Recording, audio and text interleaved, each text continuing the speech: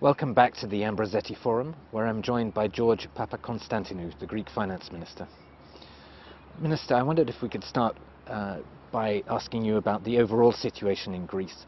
A lot of people were very sceptical that Greece would ever be able to stick to the reform programme that you had agreed, but you've done so far. Can it continue? Well, we've confounded the skeptics so far. In 2010, we managed to reduce the deficit in a way that was completely unexpected to most outsiders. The biggest fiscal consolidation done in 1 year by any Eurozone country. We've opened up a very wide range of reforms: tax reform, pension reform, labour market reform. We've opened up closed professions, all these very important and long overdue. And we're now moving ahead. We are presenting in the next few weeks the medium-term fiscal plan going to 2015 and the main elements of our ambitious 50 billion privatization and asset management program, which we think are very important elements in the program that we're convinced that we're moving forward. We've always said from the beginning, this is a marathon, it's not a sprint. We've done the first legs, but there's still much more to go. A number of observers in Athens are saying that reform fatigue is beginning to set in. Do you think that's right? I think what this reflects is the fact that we've actually legislated a lot of the reforms, and now it's implementation time. Some have already started being implemented, but obviously it's one thing to legislate a change in the tax system, for example, and it's a completely different matter to overhaul the tax administration. That takes time. You cannot do this in a few months. You need a certain period of time to be able to change structures and change attitudes and change the way the public administration work. Similarly with closed professions, we've legislated the opening, now it's the implementation phase. So I wouldn't call it fatigue. I would say that it's a different type of problem that we're now facing, but it's one that we were expecting and now one that we're confronting. You mentioned your ambitious privatization program, looking to raise, I think, 50 billion euros by 2015. Do you anticipate that foreign sovereign wealth funds might be involved in that? Would the Chinese in particular be interested in We would welcome any kind of foreign participation. Remember, the privatization program has corporate entities. For example, we've started with the gas company. We have the extension of the concession for the airport. We have the state lottery tickets. Following that, regional ports, regional airports, corporatizing them and then bringing in strategic investors. So we're looking for serious infrastructure investments in Greece from abroad. We've had some of this. For example, we've had some very serious Chinese investment in the port of Piraeus, using it as a hub for the broader region. And then you have the land assets. That's very important for tourism development or other similar type of infrastructure development. There we're creating vehicles to monetize this, SPVs for example, to be able to bring forward the value, because obviously depending on market conditions you don't want to kill the value of an asset until you find the right moment.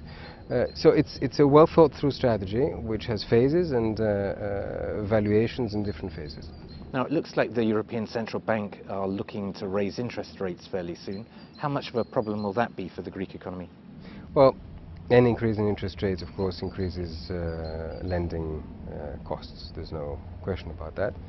The ECB always tries to balance that issue with the issues of containing inflation, which is its main task. It is something that is of concern. It will depend, of course, about how big the rate increase will be, whether it will be followed by others. I don't think that a small increase would make a big difference. There's also talk that they might look to withdraw or at least limit the liquidity support to a lot of the banks from the ECB. Do you think that will apply to Greek banks? Well, we have agreed with the ECB and the IMF and the Commission to try and limit the exposure of Greek banks to the ECB. However, to be able to do that, the Greek banks must have access to the market.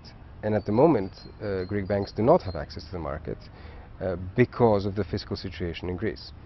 So this weaning, if you will, away from the ECB is something that's got to come gradually. You cannot do it from from one day to the next.